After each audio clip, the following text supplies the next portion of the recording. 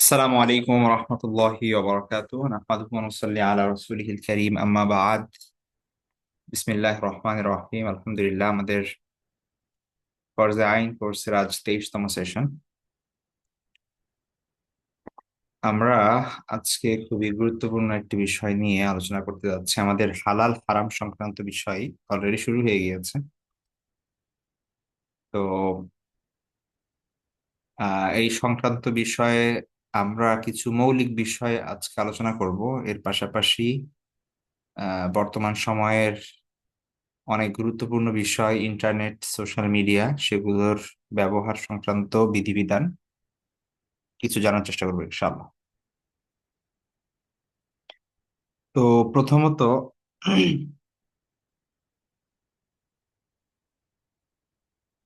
আমাদের আজকের বিষয় যেটা থাকছে সেটা হচ্ছে গুনাহ।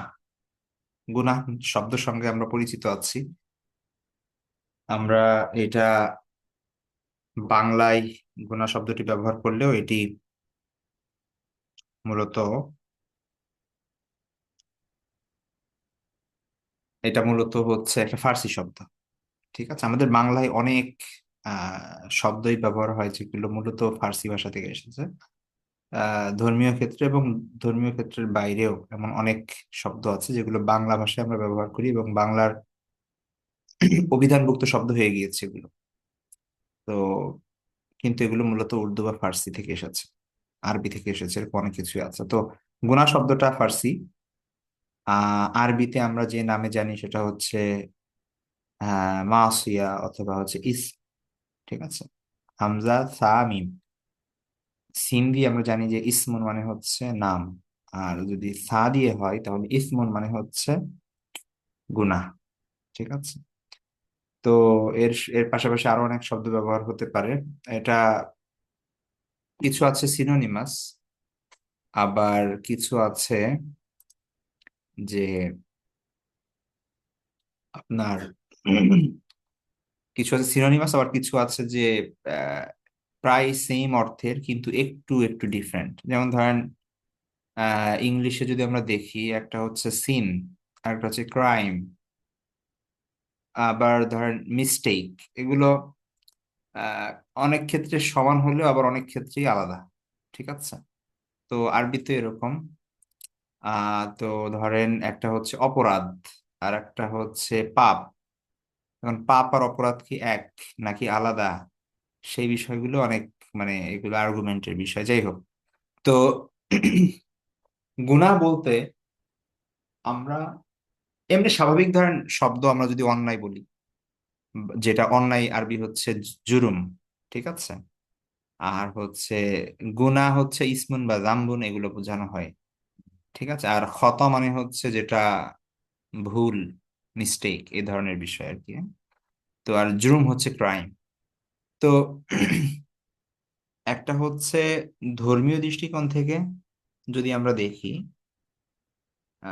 তাহলে একভাবে বলতে হবে। আর একটা হচ্ছে ওভারঅল একটা বিষয়, যেমন যেটা কোনো ধর্মের সাথে সম্পৃক্ত না। ঠিক আছে। যেমন ধরেন কিছু বিষয় তো এমন আছে যেটা সবার কাছে অপরাধ। মিথ্যা বলা, এটা যে একটা অপরাধ, এটা যে একটা ক্রাইম, এবং এটা যে অনৈতিক, এটা অনুচিত, এইটা শুধুমাত্র একজন মুসলমান মানুষই বলবে এরকম না, বরং এটা সকল ধর্মাবলম্বী, এমনকি যে কোনো ধর্ম বিশ্বাস করে না তারাও বলবে যে এটা ঠিক না। ঠিক আছে। তো এই ধরনের বিষয় আছে কিছু, যে বিষয়গুলো সার্বজনীন, সবার কাছে মনে হয়। তো সেই জিনিসগুলোর ক্ষেত্রে যেগুলো হচ্ছে আমরা সাধারণত আমাদের বর্তমান সমাজে পানিশিবল যে জিনিসগুলো, সেই জিনিসগুলোকে হচ্ছে অপরাধ আমরা ধরি, যেটা সার্বজনীন। ঠিক আছে। আবার পাপ যদি বলি, তাহলে পাপটা মূলত এটা আমরা মনে করি যে এটা ধর্মের সাথে শুধু সম্পৃক্ত। ঠিক আছে। এটা পাপ আর ক্রাইমের মধ্যে সূক্ষ্ম একটা, মানে সিন এবং ক্রাইম বা অপরাধ এবং পাপের মধ্যে সূক্ষ্ম একটা ভাগ আমরা করি। ঠিক আছে। তো ইসলামের দৃষ্টিতে, যেহেতু ইসলাম একটি পূর্ণাঙ্গ জীবন বিধান এবং এটা মানে মানুষের ধর্মীয় জীবনটাকে আলাদা করে না অন্য সকল জায়গা থেকে, বরং সকল ক্ষেত্রেই আল্লাহর বিধান প্রযোজ্য। তো ইসলামের দৃষ্টিতে মূলত পাপ এবং ক্রাইম বা সিন এবং ক্রাইম, অপরাধ এবং পাপ যেটা আমরা বলি, এটাকে সিনোনিমাস ধরা যেতে পারে। ঠিক আছে।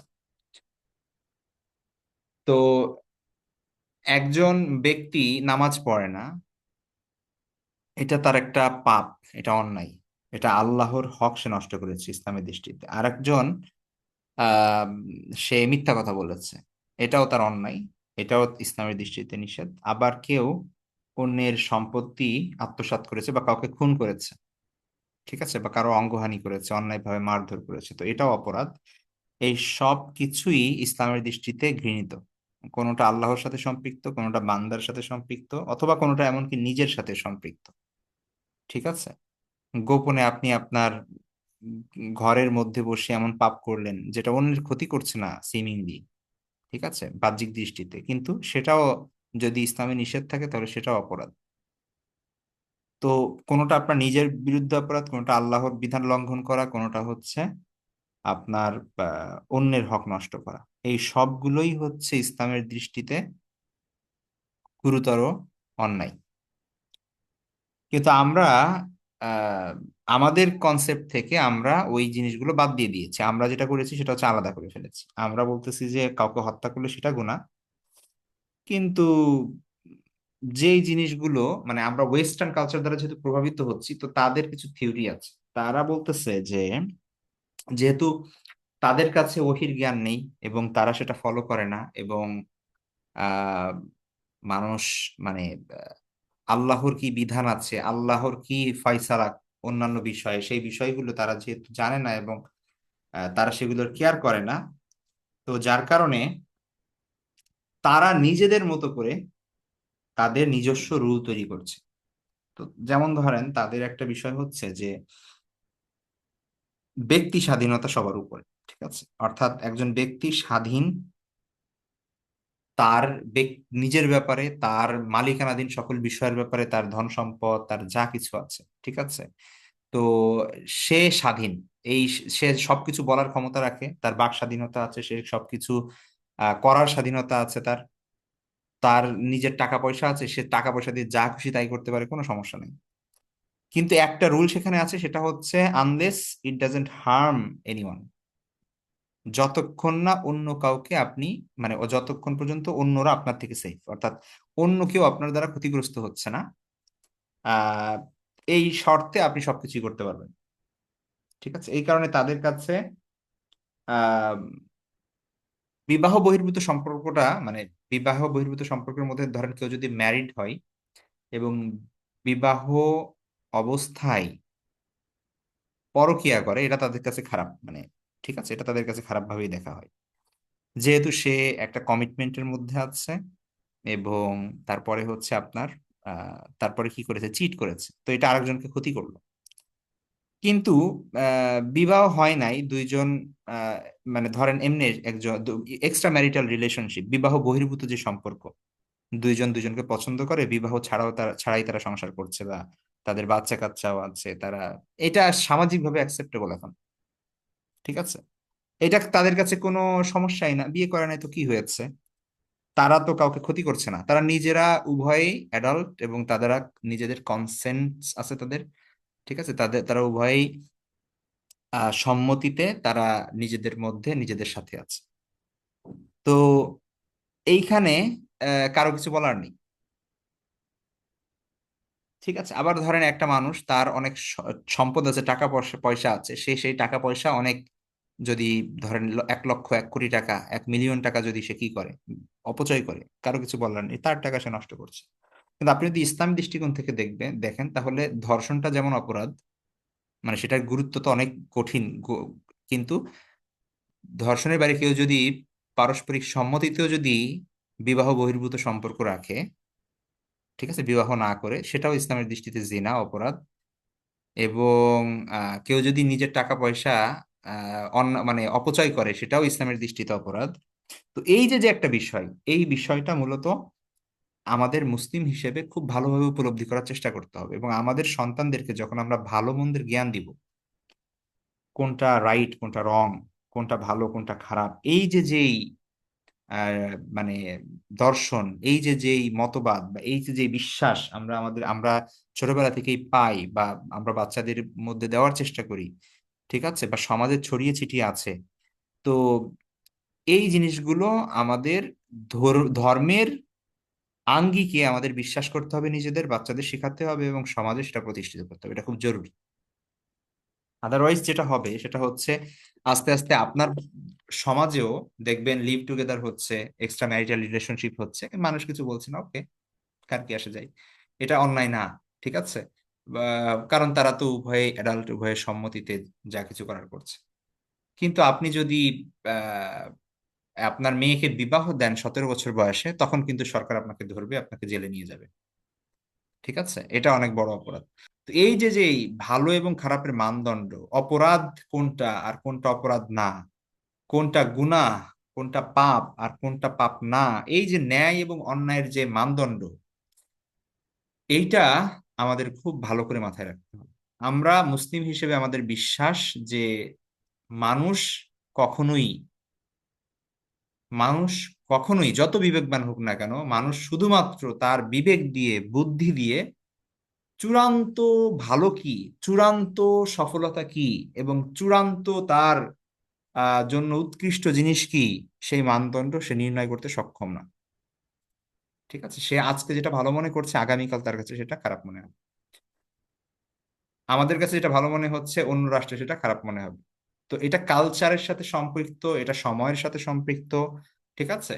তো একটা একটা সময় ছিল ওয়েস্টার্ন সমাজে মানুষ বোরকা পরতো এবং তারা নিজেদের কাভারিং না করে তারা বের হতো না। আপনি যদি মানে খুব বেশি আগের কথা না, 200 বছর আগের হিস্ট্রি দেখেন, সেই সময়ের ইউরোপ বা হচ্ছে আধুনিক সময়ের পূর্বের যে কোনো সোসাইটি, মেয়েদের সাধারণ অভ্যাসই ছিল যে তারা কি করতো, ঢেকে টেকে শরীর ঢেকে বের হতো। বিশেষ করে খ্রিস্টান এবং ইহুদিদের মধ্যে তো এই প্রচলন ছিল, এমনকি এখনো আছে।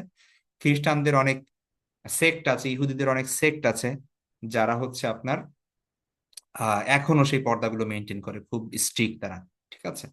তো এমনকি আমরা মুসলিমরা কি পর্দা এখন ইউজ করি, তার থেকে খুব বেশি ঢেকে টেকে বের হয় এমন ইহুদি গোত্র আছে, ঠিক আছে। আপনি উইকিপিডিয়া সার্চ দিলেই পাবেন বা গুগলে সার্চ করলেই পাবেন যে তাদের মধ্যে এমন ইহুদি আছে যারা হচ্ছে এখনো টুপি পরিধান করে, এখনো লম্বা জুব্বা, আমাদের দাড়ি অনেক বড় আমাদের থেকে, ঠিক আছে।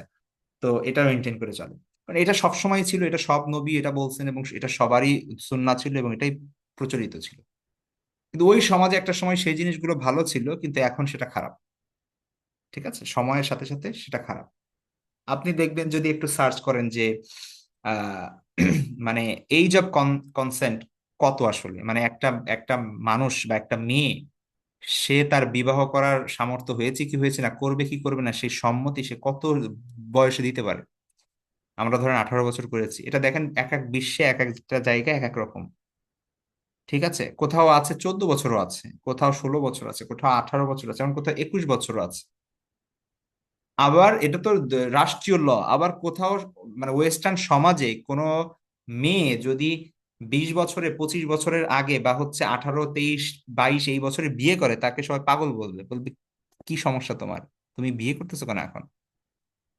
তো তাদের কথা হচ্ছে তো মানে বিয়েটা হচ্ছে অনেক পরে গিয়ে, তার লাইফটা এনজয় করবে, তারপরে হচ্ছে তার বয়ফ্রেন্ড গার্লফ্রেন্ড কতগুলো চেঞ্জ করবে, একটা at the end of the day যখন তার এনজয় করার সময় শেষ, এখন লাইফ সেটেল হইতে হবে একটা জায়গায়, ব্যাস জীবনে অনেক কিছু করছে, তখন সে চিন্তা করে যে ব্যাস আমার একজন বিয়ে করতে হবে এখন। তখন সেই বয়সে পৌঁছাইতে পৌঁছাইতে তার 40 বছর, 45 বছরে চলে যায় অনেকে। 30-র আগে তো বিয়ে হয় না ধরতে গেলে ওয়েস্টার্ন কালচার। এটা কেউ যদি দেখে যে 19 বছর, 20 বছর, এটা অসম্ভব, ঠিক আছে, সেই সময় ওই ওই জায়গায় বিয়ে করা। তো আইনে যদিও বৈধ, কিন্তু সামাজিকভাবে সেটাকে অবৈধভাবে রাখা হয়েছে, এমন একটা অবস্থা। তো এই যে যে আমরা এমন একটা সময় বাস করছি, যে এই সময়টাই কোনটা ন্যায় আর কোনটা অন্যায়, কোনটা ভালো কোনটা খারাপ, এইটার যে মানে ভ্যারিয়েশন, এইটার যে ভ্যারাইটি, আর গ্লোবালাইজেশনের কারণে, সোশ্যাল মিডিয়ার কারণে, ইন্টারনেটের কারণে সব কালচার আমাদের সামনে, আমরা এখানে বসে সেকেন্ডের মধ্যে সার্চ দিয়ে আমরা আমেরিকায় কি হচ্ছে জানছি, ইউরোপে কি হচ্ছে জানছি, অস্ট্রেলিয়ায় কি হচ্ছে জানছি, জাপানে কি হচ্ছে জানছি, তাই না, আমরা সব খবর জানতে পারছি, মিডিয়ার কারণে। তো যার কারণে এটা এমন হয়ে গিয়েছে যে সেই জায়গার কালচারগুলো আগের দিনে মানুষ বই পড়ে পড়ে জানতো। ইবনে বতুতা সারা পৃথিবীতে সফর করেছেন, তারপর উনি লিখছেন যে কোন কালচারে মানুষ কি খাবার খায়, তারপর হচ্ছে কি ধরনের পোশাক পরতো, তাদের আচরণ কি, সেগুলো মানুষ বছরের পর বছর শতক ধরে সেগুলো পড়ছে, মানুষ জানছে যে অমুক কালচার এরকম, অমুক কালচার এরকম। ঠিক আছে। এখন কি সেই বইয়ের কোনো গুরুত্ব আছে? কোনো গুরুত্ব নেই, কারণ আপনি সার্চ দিলেই দেখতে পাচ্ছেন মরক্কোর মানুষ কি খাচ্ছে, স্পেনের মানুষের সকালের অভ্যাস কি, নাস্তায় কি খায় তারা। ঠিক আছে, সব আপনি দেখতে পাবেন। ঠিক আছে। তো এই জন্য আমরা এমন একটা সমাজে বাস করছি যে এইটা মানে প্রিভিয়াস এনি টাইম, যে কোনো সময় উল্লেখ করে না কেন, ইতিহাসের যে কোনো সময় থেকে খুবই চ্যালেঞ্জিং সময় যাচ্ছে আমাদের, বিশেষ করে আমাদের নেক্সট জেনারেশন। কারণ একটা মানুষ যখন জন্মগ্রহণ করে, আমরা তো কোরআন হাদিসের ভাষ্যতেই জানি যে সে হচ্ছে একদম ব্ল্যাঙ্ক থাকে তার হেড, মাথা, তাই না? যে কোনটা ভালো কোনটা খারাপ সে জানে না। তার বাবা মা তাকে যা শেখায়, তার সমাজ তাকে যা শেখায়, তার শিক্ষা তাকে যা শেখায়, সেটাই কিন্তু সে শিখে বড় হয়। তো এই জন্য আমাদের শিক্ষা, আমাদের সমাজে, আমাদের পরিবার থেকে যদি আমার বাচ্চারা যদি এই শিক্ষা নিয়ে বড় হয় যে ওকে, একজন ছেলে ছেলে বিয়ে করতে পারে, একজন মেয়ে মেয়ে বিয়ে করতে পারে, এটা কোনো খারাপ কিছু না। ঠিক আছে। অথবা বা এই ধরনের যে বিষয়গুলো আছে আর কি, হ্যাঁ, যেগুলো আমাদের সভ্যতার সাথে, আমাদের সংস্কৃতির সাথে, আমাদের ইসলামিক ভ্যালুর সাথে যায় না, তো সে যদি বড় হয় তো এটার দায়ভার কিন্তু সেই বাবা মার, এটার কিন্তু সেই পরিবেশ এবং সেই পরিস্থিতির। ঠিক আছে। তো এই জন্য আমরা যে সময়টা বাস করছি খুবই চ্যালেঞ্জিং, এই জন্য আমাদের এক্সট্রা মানে কশাস হতে হবে, অনেক বেশি সতর্ক হতে হবে, মানে সাধারণভাবে চললে হবে না। ঠিক আছে। মানে আমরা তো মানে কি বলে ইয়ে আছে না, যে যেই স্ট্যান্ডার্ড মেনটেন করা দরকার তার থেকে -0-তে আছি আমরা। কিন্তু আমাদের হওয়া দরকার, স্ট্যান্ডার্ড মেনটেন করে চললে হবে না, তার থেকে আরো অনেক অনেক অনেক সতর্কতার সাথে চলতে হবে, যে কোনোভাবে শয়তান যেন আমাদেরকে মানে না করতে পারে, ইনফ্লুয়েন্স করতে না পারে। ঠিক আছে। তো এইটা একটা ফিলোসফিক্যাল কোয়েশ্চেন, একদম রুট কোয়েশ্চেন, এই জন্য আমি এত কথা বললাম যে গুনাহ শব্দটা এসেছে, গুনাহ আসলে কি জিনিস। তো আমরা যদি ইসলামের দৃষ্টিতে দেখি, ব্যাস একজন মুসলমান হিসেবে যেহেতু আমরা সারেন্ডার, মুসলিম মানেই আল্লাহর কাছে সারেন্ডার, আল্লাহ যা বলবেন তাই, আলহামদুলিল্লাহ, যা আল্লাহ বলছেন সেটাই। আল্লাহ যদি বলেন যে এটা খারাপ, ব্যাস এটা খারাপ। আল্লাহ যদি বলেন এটা ভালো, এটা ভালো। আমার যদি বোঝার ক্ষমতা থাকে কেন ভালো, আলহামদুলিল্লাহ, যদি বোঝার ক্ষমতা না থাকে তারপরে আলহামদুলিল্লাহ। তাই না? আল্লাহ কেন শুকর, শুকর পশ্চিমের ওয়েস্টার্ন কালচারে সবাই শুকর খাচ্ছে, শুকরের আপনার পর্ক দিয়ে তারা, আমরা যেরকম এখানে বার্গার খাচ্ছি, বিফ বার্গার, চিকেন বার্গার, সেখানে পর্ক দিয়ে হচ্ছে সেই বার্গার গুলো, পিৎজা গুলো সবকিছু হচ্ছে। তো ওখানে মানুষ তো খাচ্ছেই, মজা করেই খাচ্ছে, অনেক স্বাদ আছে, তাই না? তারা বলতেছে আর কি। তো এখন কেন আল্লাহ শুকরকে হারাম করেছেন আর কেন গরুকে আল্লাহ হালাল করেছেন, এটা আল্লাহ ভালো জানেন। আমার কথা হচ্ছে আল্লাহ হারাম করেছেন, আমি কি এটা বুঝতে পেরেছি? বুঝতে পেরেছি, ব্যাস। আমার খাওয়া যাবে না। এটা আমাকে যতই টানুক, যতই আমাকে অ্যাডভার্টাইজ করেন না কেন, আর যাই করেন না কেন, এখানে আর কোনো কিছু দরকার নাই আমার। আল্লাহ যদি এটা হারাম বলে থাকে, ব্যাস এটা হারাম। এটাই হচ্ছে মুসলিম, এটাই হচ্ছে আপনার আত্মসমর্পণ করা। ঠিক আছে। এখন আপনি যদি ঘাটাঘাটি করে বুঝতে পারেন যে ও শুকর এইসব কারণে হারাম, এটার মধ্যে এই ক্ষতির দিক আছে, তাহলে আলহামদুলিল্লাহ, ভালো। কিন্তু সবার তো সেই বুঝ নাই, ক্ষমতা নাই। ঠিক আছে। সুতরাং সেটা যদি না থাকে, এটার ভিতরে স্ট্রিক্ট থাকতে হবে যে আল্লাহর বিধান কি আছে। এখানে নিজের বিবেক এই জায়গায় খাটানো যাবে না। নিজের বিবেক খাটাতে হবে আল্লাহর বিধান ফলো করার ক্ষেত্রে, অমান্য করার ক্ষেত্রে না। ঠিক আছে। নিজের বিবেক খাটাতে হবে যে কিভাবে আপনি আল্লাহর বিধান ফলো করবেন। বিবেক খাটিয়ে আল্লাহর আহ, বিধানের বাইরে যাওয়া যাবে না।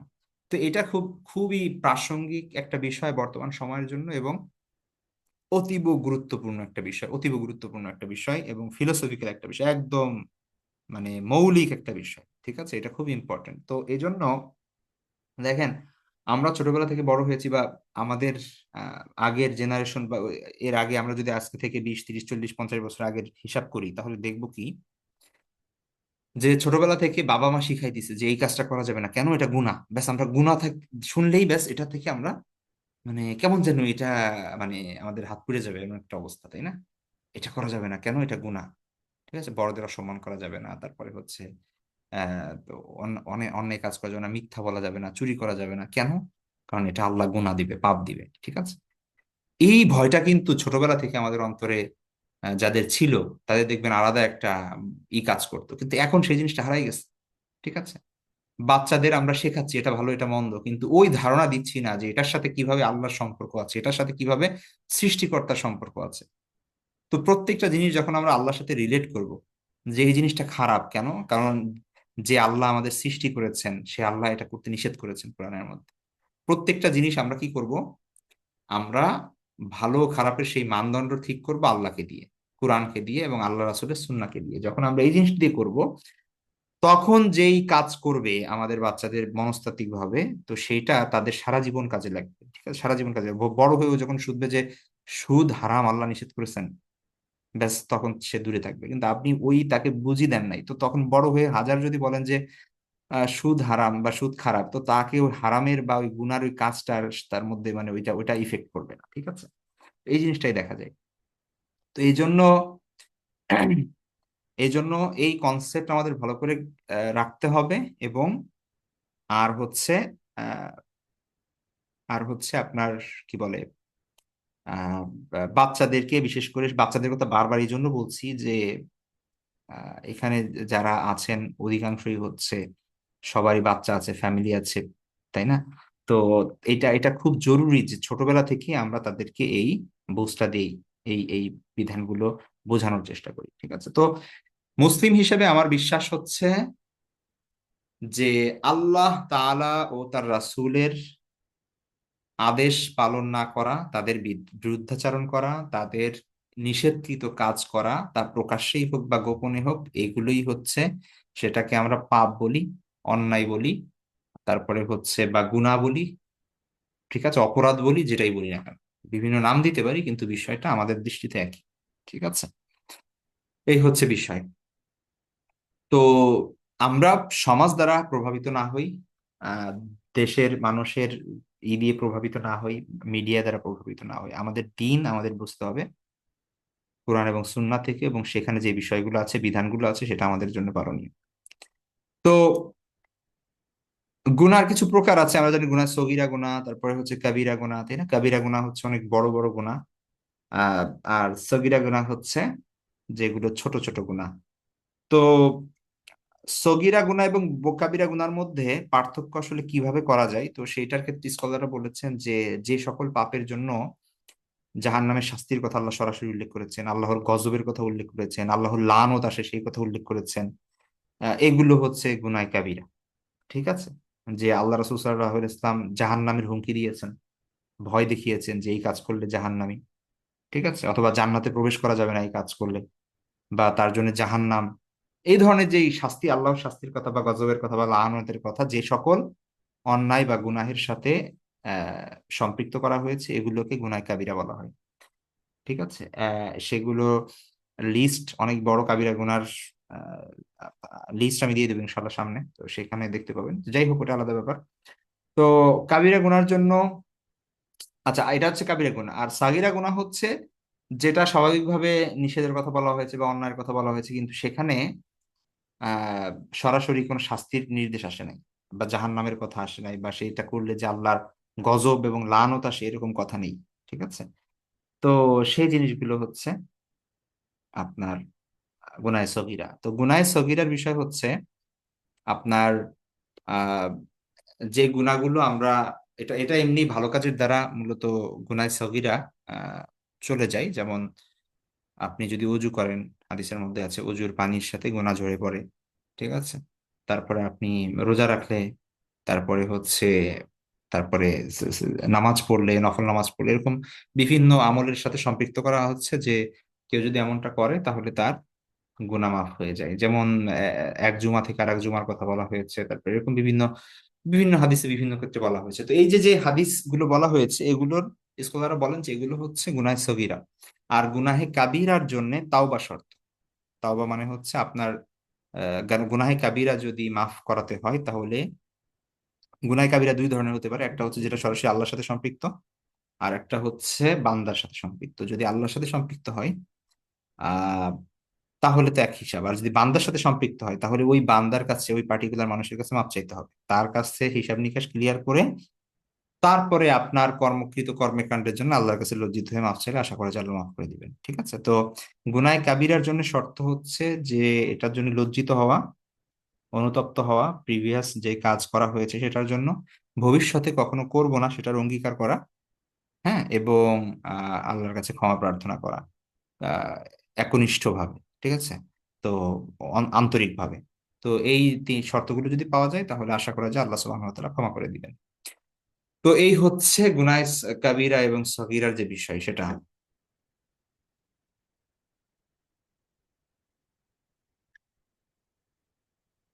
এখানে আহ গুনায় কাবিরা কোন কোন জিনিসকে বলা হয় সেগুলো দেয়া হয়েছে আলাদা আলাদা করে, তো সেগুলো আপনারা একটু পড়ে নেবেন। আর আচ্ছা, এগুলো হচ্ছে গুনাহ সংক্রান্ত কিছু বিষয় বললাম। এবার আসার হালাল এবং হারামের ধারণা।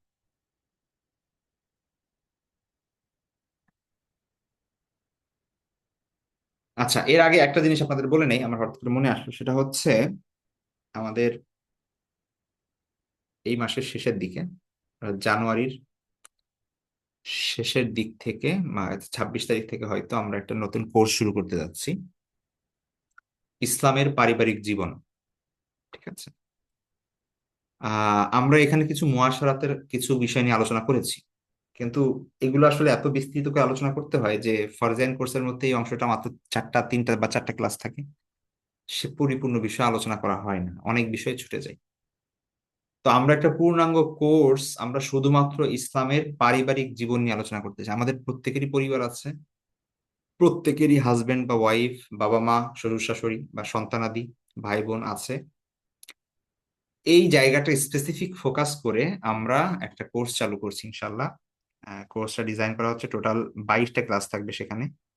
একদম আপনার পরিবার থেকে শুরু করে আহ একজনের সাথে আরেকজনের সম্পর্ক, দায়িত্ব, রেসপন্সিবিলিটি থেকে শুরু করে বিবাহ, বিবাহর বিধিবিধান থেকে শুরু করে বিবাহের আগে মানুষের করণীয় কি হতে পারে, বিবাহ সংক্রান্ত বিধিবিধান, তালাক সংক্রান্ত অনেক গুরুত্বপূর্ণ মাসালা যেগুলো আমরা জানি না, আমাদের সমাজে এরকম চলছে এবং হচ্ছে, আমরা হয়তো অনেকে ভুক্তভোগী, কিন্তু এ ধরনের কোনো জ্ঞান আমাদের নেই। তো বিবাহ, তালাক সংক্রান্ত মাসালা, সন্তান পরিচর্যা, কিভাবে আমরা সন্তানকে একজন সত্যিকার অর্থে ছোটবেলা থেকেই ইসলামী পরিবেশের মধ্য দিয়ে বড় করতে পারি এবং ইসলামী ভাবধারার মধ্যে দিয়ে তাকে বড় করে তুলতে পারি, সেই বিষয়গুলো থেকে শুরু করে হাজবেন্ডের কি দায়িত্ব, ওয়াইফের কি দায়িত্ব পারিবারিক ভাবে, কার কতটুকু দায়িত্ব, কোন জায়গায় সমস্যা হয়। তো এই বিষয়গুলো নিয়ে মূলত, এর পাশাপাশি আত্মীয়তা সম্পর্ক বিষয়গুলো তো আছেই, বা বর্তমান আধুনিক সমাজের চ্যালেঞ্জগুলো, হ্যাঁ, মোবাইল বা অন্যান্য গান বাজনা ইত্যাদি ইত্যাদি, এই ধরনের ইনফ্লুয়েন্স থেকে নিজে এবং বাচ্চা বা পরিবারকে কিভাবে আমরা ঠিক রাখতে পারি, এই পুরো বিষয় নিয়ে টোটাল 22টা ক্লাস। 2 মাস আমরা টাইম নিচ্ছি, যে 2 মাসের একটা কোর্স হবে। এটা হচ্ছে এই মাসের শেষের দিকে শুরু হবে ইনশাল্লাহ। ঠিক আছে? তো আমাদের কোর্সের আমরা ডিজাইন করছি এখন, ওটা কোন কোন দিন হতে পারে, কোন টাইমে হতে পারে, সেই বিষয়গুলো পরে জানিয়ে দেওয়া হবে আপনাদেরকে ইনশাল্লাহ। তো আপনারা চাইলে সেখানে রেজিস্ট্রেশন করতে পারেন, আশা করি সবার জন্য এটা খুব গুরুত্বপূর্ণ ক্লাস হবে। তো যাই হোক, এটা ছিল ওইটার ব্যাপারে। আর আমরা এখানে আজকে যে বিষয়টা পড়ছি সেটা হচ্ছে গুনাহ এবং হালাল হারামের যে মৌলিক বিষয় সেগুলো। তো গুনার ব্যাপারটা বললাম যে গুনাহ আসলে কি ইসলামের দৃষ্টিতে। তো এখানে গুনাহ বলি, অপরাধ বলি, অন্যায় বলি, অনৈতিক অনুচিত যাই বলি না কেন, এই সব কিছু ইসলামের দৃষ্টিতে, চাই সেটা আল্লাহর হয়, সেটা আল্লাহর বিধান লঙ্ঘন করা, অথবা মানুষের হক নষ্ট করা, অথবা নিজের উপর জুলুম করা, এই কোনো একটার সাথেই সম্পৃক্ত। ঠিক আছে? তো হয় এটা আপনার সাথে আল্লাহর সম্পর্ক, আপনার সাথে আপনার নিজের সম্পর্ক, আপনার সাথে অন্যের সম্পর্ক, এই কোনো একটা রাইট ভায়োলেশন করা, ভায়োলেট করা, এটাই হচ্ছে গুনাহ, অন্যায়, বা এখানে জুরুম। ঠিক আছে? তো এটার জন্য আমাদের জানতে হবে ইসলামী বিধিবিধান, কোন জায়গায় কোনটা আমাদের করণীয়, কোনটা আমরা করতে পারবো না, কোনটা হালাল কোনটা হারাম, এই বিষয়গুলো খুব ইম্পর্টেন্ট। আচ্ছা, তো হালাল এবং হারাম ইসলামী শরীয়তের মৌলিক দুইটা গুরুত্বপূর্ণ বিষয়, খুব দুইটা পরিভাষা, খুবই বহুল ব্যবহৃত দুইটা পরিভাষা, তাই না? আমরা সবাই কিছু জানি, যে এটুকু তো জানি অ্যাটলিস্ট, যে হালাল মানে হচ্ছে বৈধ এবং হারাম মানে হচ্ছে অবৈধ। তো ইসলামের শরীয়তের দৃষ্টিতে বৈধ সকল বিষয়কে হালাল বলা হয়, মানে বৈধ বোঝানোর জন্য হালাল বলা হয় এবং অবৈধ বোঝানোর জন্য হারাম বলা হয়। ঠিক আছে?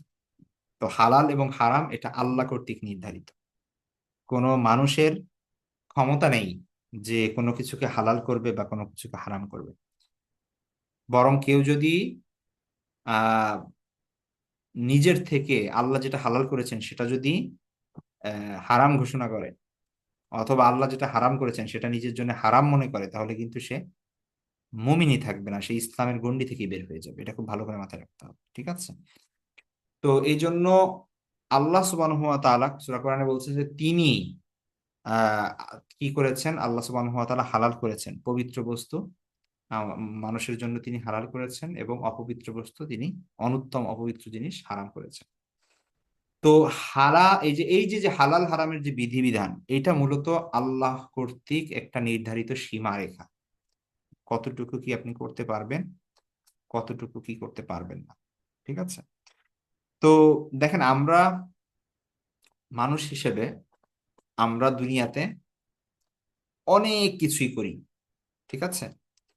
আমরা মানে আহ, আমাদের লাইফে আমরা কত কিছু করি তার কোনো ঠিক নাই। আমাদের লেখাপড়া থেকে শুরু করে ব্যবসা বাণিজ্য, চাকুরি বাকুরি, আমরা সব কিছু, আমাদের লাইফে যা কিছুই করি না কেন, ছোট থেকে বড়, এখন হালাল খুঁজে খুঁজে করা এটা তো সম্ভব না। মানে আপনি কিভাবে প্রত্যেকটা জায়গায় আপনি হালাল খুঁজবেন, যে এই জায়গাটা হালাল কিনা, এইটা হালাল কিনা, এটা হালাল কিনা? তো এটা তো মানুষের জন্য কঠিন। যে আল্লাহ যদি নির্দিষ্ট করে দিতেন যে তোমাদের এই হালালের লিস্ট দিলাম, তোমরা শুধুমাত্র এই হালাল গুলো করবে, এর বাইরে যাইতে পারবা না।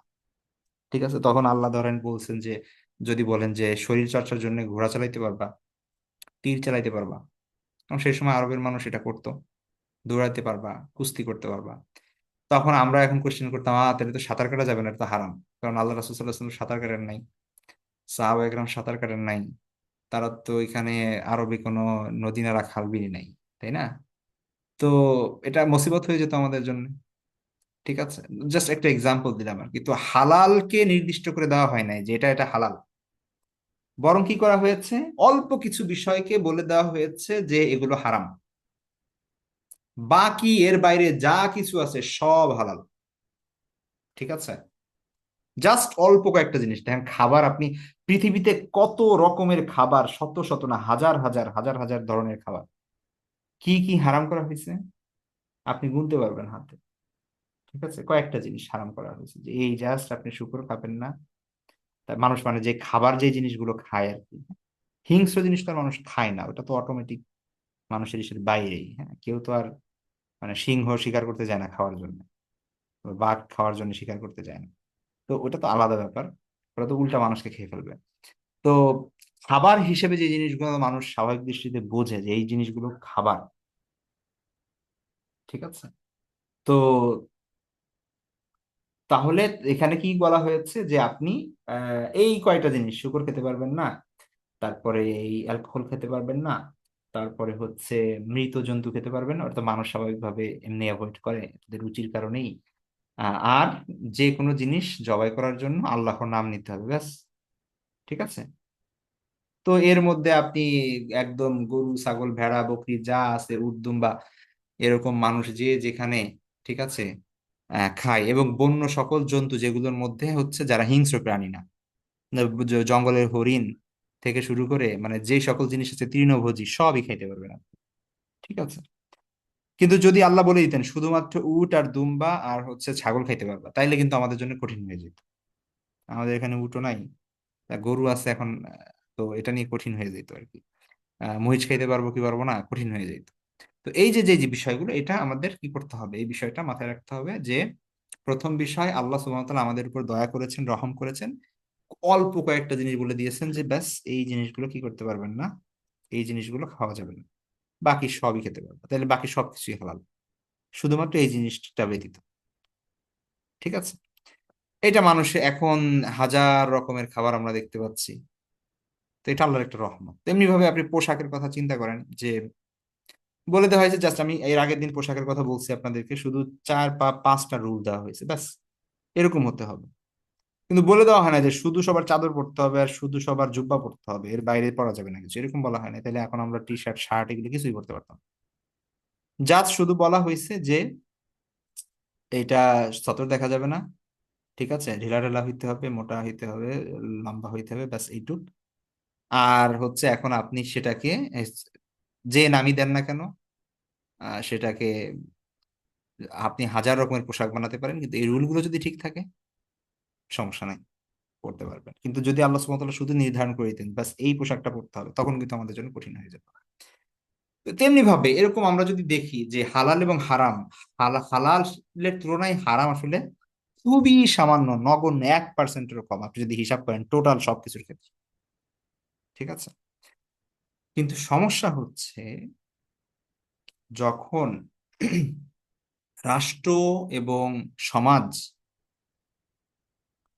যখন নষ্ট হয়ে যায়, রাষ্ট্রীয়ভাবে ইসলাম প্রতিষ্ঠিত না থাকে, সামাজিকভাবে সবাই ইসলাম মানতে না চায়, তখন দেখা যাচ্ছে কি যে নিজে একা হালাল খেতে চাইলেও পারা যায় না, নিজে একা হারাম থেকে বেঁচে থাকতে চাইলেও পারা যায় না। এই হচ্ছে একটা প্রবলেম। ঠিক আছে, যেমন ধরেন আপনি এখন চাকরি, আপনি ইনকাম করার জন্য কি করবেন? চাকরি করবেন। কোথায় চাকরি করবেন? একটা অফিসে, কর্পোরেট জব করবেন। তো সেইখানে বাধ্যতামূলক ভাবে আপনার ফ্রি মিক্সিং করতে হবে, সেখানে বাধ্যতামূলক ভাবে আপনার হয়তো এমন একটা ড্রেস কোড থাকবে যেটা হচ্ছে ইসলাম অ্যালাউ করছে না। তারপর হচ্ছে সেইখানে বাধ্যতামূলক ভাবে আপনার জুমার নামাজের সময় আপনার ডিউটি থাকবে, আপনি নামাজ পড়তে পারছেন না। জাস্ট আমি এক্সাম্পল দিচ্ছি আর কি। ঠিক আছে, কারণ হচ্ছে কি, কারণ সামাজিকভাবে এবং রাষ্ট্রীয়ভাবে ইসলাম প্রতিষ্ঠিত নাই, কিন্তু যদি সেটা প্রতিষ্ঠিত থাকতো তাহলে ওই কোম্পানি বাধ্য থাকতো ধর্মীয় সকল বিষয়গুলো মেনটেন করে চলার। তো তখন দেখা যাচ্ছে যে এই জিনিসগুলো আর হতো না। ঠিক আছে, যে এই জিনিসগুলো আমরা অন্যান্য ইসে দেখতে পাই, মানে তুলনামূলকভাবে ভালো ইসলাম রাষ্ট্রীয়ভাবে প্রতিষ্ঠিত আছে যে সকল কান্ট্রিতে, সেই জিনিসগুলো আমরা দেখতে পাই সেখানে। ঠিক আছে, অথবা ধরেন আপনি ব্যবসা করতে চাচ্ছেন, তো এখন সিস্টেম এমন একটা দাঁড়িয়েছে যে আপনি কোথাও অন্যায় এর সাথে সম্পৃক্ত হওয়া ছাড়া ভালোভাবে ব্যবসা করতে পারবেন না। ঠিক আছে, কোনো না কোনো ভাবে আপনার 2 নাম্বারই করতে হচ্ছে এখানে। অথবা আপনি সুদের সাথে সম্পৃক্ত হতে হচ্ছে, অথবা ঘুষ দেওয়া লাগতেছে, আপনি খাচ্ছেন না কিন্তু আরেকজনকে দেওয়া লাগতেছে, বা ভেজাল মিশ্রিত হচ্ছে, কত ধরনের কত কিছু হচ্ছে, বা অ্যাটলিস্ট মিথ্যা তো বলতে হয় তাদেরকে, এমন একটা অবস্থা। কারণ কি, কারণ ওই সিস্টেমের মধ্যে পড়ে আপনার ওই জাতাকলে পৃষ্ঠ হতে হচ্ছে। তো এই জন্য সিস্টেম বদল করার চেষ্টা করা এটা খুবই ইম্পর্টেন্ট একটা বিষয়। মানুষ বোঝে না, মানুষ মনে করে কি যে কি দরকার হুজুরদের এই দেশ নিয়ে, রাষ্ট্র নিয়ে, রাজনীতি নিয়ে, এইসব নিয়ে চিন্তা ভাবনা করার, ব্যাস তুমি তোমার নামাজ পড়ো, আল্লাহ বিল্লাহ করো, তো আল্লাহ রাষ্ট্রকে নিষেধ করতেছে তোমাকে নামাজ পড়তে। ঠিক আছে, না রাষ্ট্র তো নামাজ পড়তে নিষেধ করছে না, কিন্তু রাষ্ট্রের সিস্টেমটা এমন হয়ে যাচ্ছে যখন সেখানে ইসলাম না থাকছে, তখন আপনি নামাজ চাইলে পড়লেও পড়তে পারবেন না, অথবা নামাজ পড়লে আপনার নামাজ কবুল হবে না, কারণ আপনার খাবার হারাম, আপনার পোশাক হারাম, আপনার সবকিছু হারাম। ঠিক আছে, মানে এমন একটা সিচুয়েশন। তো এই জন্য রাষ্ট্র ইম্পর্টেন্ট, সমাজ কাঠামো ইম্পর্টেন্ট, এই পাওয়ার ইম্পর্টেন্ট এটা। ঠিক আছে, তো এই জন্য এই জায়গাটায়ও আমাদের চেষ্টা করতে হবে যে ইসলামকে বিজয়ী করার, অথবা যারা ইসলামী ভাবাদর্শ আছেন, ঠিক আছে, অথবা যারা ইসলামকে সাপোর্ট দেন, তাদের অ্যাটলিস্ট মানে ইসলামের কিছু থাকে না যে ইসলামের বন্ধু আর শত্রু বোঝা যায়। ঠিক আছে, তো সেই সেই জায়গাগুলো আমাদের চেষ্টা করা উচিত সবার। এই জায়গায় যে কোনো জায়গায় যে কোনো পরিস্থিতি দেখে, এমন না যে আহ ইসলাম হুজুর মানে রাজনীতি করা যাবে না, বা 5 ওয়াক্ত নামাজ পড়া রোজা রাখো ব্যাস শেষ, এটা সম্ভব না কখনোই। আপনার বাধ্য হয়ে করতে হবে এই জিনিসগুলো, আপনি বাধ্য হবেন হারামে লিপ্ত হতে যদি রাষ্ট্রীয়ভাবে ইসলাম না থাকে, যদি আপনার জ্ঞান থাকে, সামাজিকভাবে ইসলাম প্রতিষ্ঠিত না থাকে। ঠিক আছে, তো সেটা আলাদা ডিবেট যে কিভাবে আমরা রাষ্ট্রীয় ইসলাম কায়েম করতে পারি, বা সেটার জন্য কি কি পন্থা হতে পারে, সেটা আলাদা ডিবেট, ওইটা ওইটা অন্য ব্যাপার, সেটা বলছি না। বাস জাস্ট এইটুকু বললাম, এইটুকু মাথায় রাখলেই হবে। তো যেটা বললাম যে হালাল এবং হারাম, এটা প্রথমত আল্লাহর পক্ষ থেকে একটা সীমা রেখা, যেটা আল্লাহ পরীক্ষা করছেন যে কে এই সীমা ক্রস করে, দেখি আমি এই যে দাগ দিয়ে দিলাম, আর বললাম যে খবরদার এই দাগটা ক্রস করো না। যেমনি তিনি আদম আলাইহিস ইসলামকে বলেছিলেন যে যা খুশি করো, সব কিছু খাও, খালি এই যে শুধুমাত্র এই গাছের কাছে যাও না, ওইখান থেকে ফল টল খেও। ঠিক আছে, আল্লাহ এরকম আমাদের জন্য জায়গায় জায়গায় এরকম ফল দিয়ে রাখছেন যে খবরদার সবকিছু করো করো, কিন্তু এই ফলের কাছে আইসো না। এটা সেম জিনিস, একই জিনিস, ওই ঘটনার রিপিটেশন হচ্ছে, বারবার রিপিটেশন হচ্ছে। ঠিক আছে, ওই ঘটনা এটাই। আপনার কেন মনে হয় যে আল্লাহ কি দরকার ছিল শুধুমাত্র এরকম একটা ঘটনা হওয়া করার বা ঘটানোর, এবং কোরআনে সেটা বর্ণনা করার? ওইটাই ভিতরেই পৃথিবীর সব রহস্য লুকায় আছে। আপনি যদি চিন্তা করেন, ওই জিনিসটাই হচ্ছে আমার সাথে আপনার সাথে। আপনি আজকে যে গুনাহ করছেন বা যে গুনাহ থেকে বাঁচতে পারছেন না, ওইটাই হচ্ছে আদমের সেই ফল। ঠিক আছে, আপনার কখনো এরকম আফসোস হয় না, ইস আদম আলাইহিস সালাম যদি ফলটা না খাইতেন, কি দরকার ছিল, আমরা তাহলে সবাই এখন জান্নাতে থাকতে পারতাম, তাদের সন্তানাদি সবাই সেই সময় থেকে জান্নাতে থাকতো একদম, দুনিয়াতে আর আশাই লাগতো না। কি একটা সুযোগ না, আল্লাহ তো বলছেন যাও তুমি আর তোমার ওয়াইফ জান্নাতে থাকো, সব কিছু খাও, শুধু এই ফলের কাছে যাও না। কি দরকার ছিল তার ওই গাছটার কাছে যাওয়ার? তো আপনি যদি এরকম আফসোস করেন, তাহলে বুঝতে হবে যে কাহিনী আসলে কি। তো তার মানে হচ্ছে আমি আর আপনি প্রতিনিয়ত কিন্তু সেই ফল খাচ্ছি। ঠিক আছে, কিন্তু বুঝতে পারছি না যে ও এটাই ওই ওই কাহিনী, এটাই এই জিনিস। ঠিক আছে, এইটাই আপনি ওই ফলই খাচ্ছেন। আদম আলাইহিস সালাম একবার খেয়ে আহ তাকে তো পৃথিবীতে আসতে হচ্ছে, তারপরে তিনি মাফ চেয়েছেন।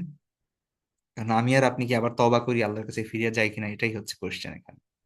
এইটাই হচ্ছে দুনিয়ার খেলা, এইটাই হচ্ছে মূলত টেস্ট, আর কিছু না। তো এই যে যে ফল, এই ফলটাই হচ্ছে এই সকল হালাল এবং হারাম। ঠিক আছে, এই এই এই এই সব কিছুর মূলেই হচ্ছে এই আল্লাহ যেরকম জান্নাতে সবকিছু হালাল করে দিয়েছেন শুধু একটা গাছ, আমাদেরকে আল্লাহ সুবহানাহু ওয়া তাআলা সবকিছু হালাল হালাল করে দিয়েছেন, শুধুমাত্র জায়গায় জায়গায় কিছু জিনিস হারাম করে দিয়েছেন। তো সেই জিনিসগুলো আমাদের মেনে চলতে হবে। ঠিক আছে, নাহলে আমরাও হেরে যাব। তো আল্লাহ সুবহানাহু ওয়া তাআলা এখানে হালাল হারাম সংক্রান্ত কিছু মূলনীতি এখানে আমরা বলে দিচ্ছি। তো দ্বিতীয় বিষয় হচ্ছে যে, প্রথমত ওটা তো আল্লাহর একটা সীমারেখা। দ্বিতীয় বিষয় হচ্ছে আল্লাহ হালাল হারাম নির্ধারণের অধিকার এটা কাউকে দেন নাই। উম, কোনো মানে অনেক বড় শায়েখ বুজুর্গ, তার এই অধিকার নাই যে তিনি বলবেন যে নিজের থেকে যে এটা হালাল এটা হারাম।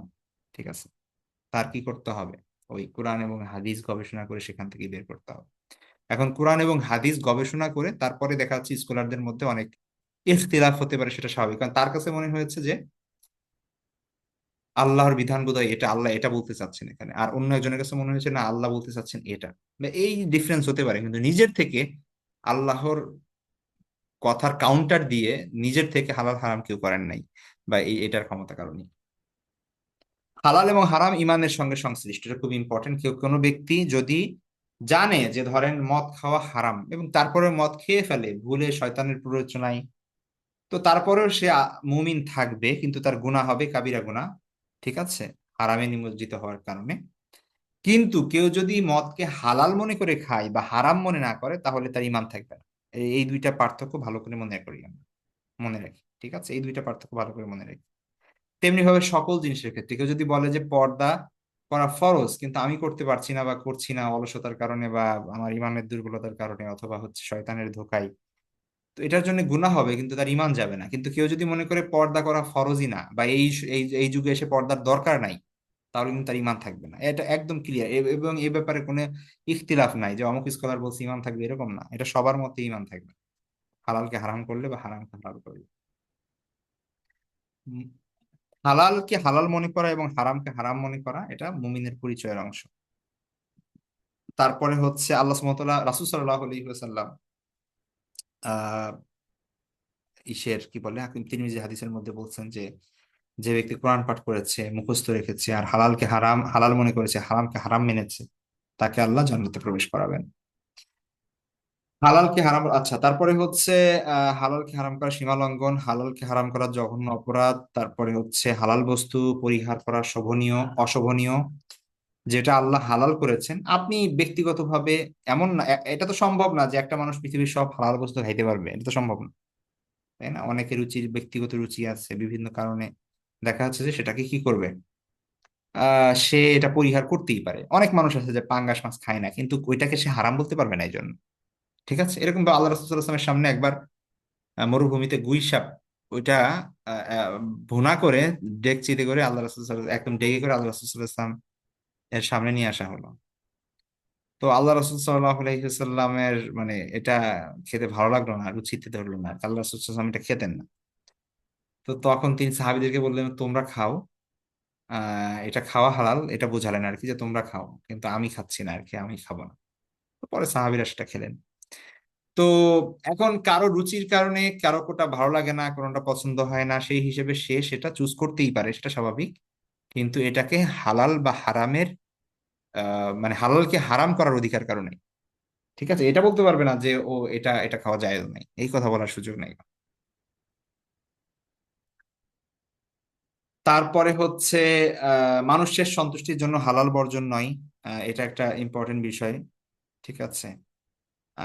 তারপরে হচ্ছে হালাল হারাম সম্পর্কের ঊর্ধ্বে। তো এই বিষয়গুলো সামনে আমরা, যেমন আমরা পোশাক নিয়ে পড়েছি, সামনে আমরা খাবার নিয়ে পড়বো, সেই জায়গাগুলোতে আমাদের আলো ক্লিয়ার হয়ে যাবে। তো হালাল হারাম সংক্রান্ত আমাদের টোটাল 4টা ক্লাস।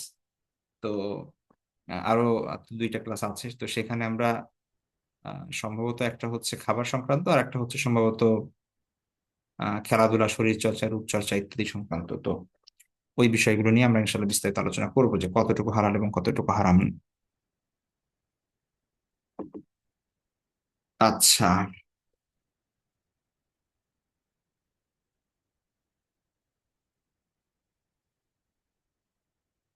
ওকে, দেখেন এখানে হারাম বর্জন করার কিছু নীতিমালা আছে। কোনো কোনো ক্ষেত্রে আপনি চাইলে হালাল জিনিস বর্জন করতে পারেন, যেমন ধরেন সন্দেহযুক্ত হওয়া। আহ, অনেক সাহাবী এবং তাবিঈদের ঘটনা আমরা জানি, যারা অনেক হালাল জিনিসও পরিহার করে চলতেন, যে এখানে সন্দেহ ছিল যে এটা হালাল কি হারাম। তারা ধরেন 1% সন্দেহ আছে, তারপর সেখান থেকে দূরে থাকতেন, যতক্ষণ না তারা 100% শিওর থাকতেন যে এটা হালাল, ততক্ষণ মধ্যে তারা ওটা খেতেন না বা ওটা ভোগ করতেন না। এরকম অনেক ঘটনা আছে, যদিও সেটা জায়েজ হইতো বা, ঠিক আছে। তো সন্দেহযুক্ত বিষয় থেকে বেঁচে থাকতে পারেন আপনি, যদি দেখেন যে এটা হালাল না হারাম একটা সন্দেহ আছে, ঠিক আছে। তো সেখান থেকে আপনি কেউ যদি ধরেন, একটা অনেক মানুষ আছে যে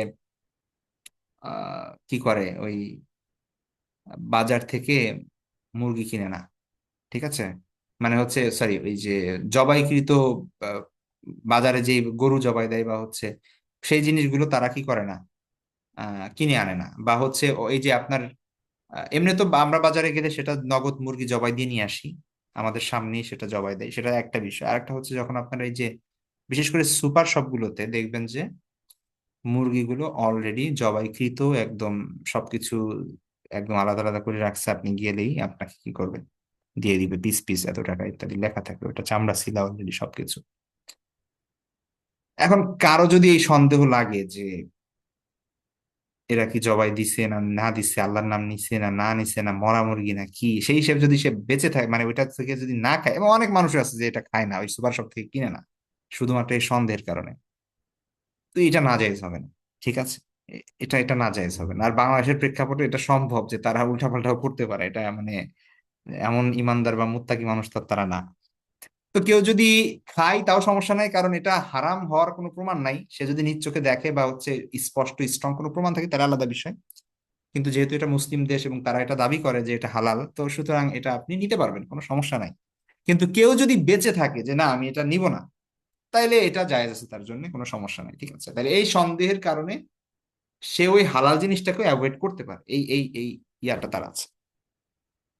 এটা আবার মানে ওইটা হবে না যে তোমরা হারাম জিনিস কেন খাচ্ছ না, ওরকম হালাল জিনিস কেন খাচ্ছ না, এটা ওই ওই হুমকির মধ্যে তারা যাবে না। দ্বিতীয়ত হচ্ছে চিকিৎসকের বারণ, কোনো চিকিৎসক বলছে যে আপনি গরুর মাংস খেয়েন না, তো আপনি খাবেন না। ডায়াবেটিস এর রোগীকে বলে দিছে যে আপনি চিনি খাবেন না, তো এগুলো হালাল জিনিস, তারপরে পরিহার করা একটা ডাক্তারদের কথায়।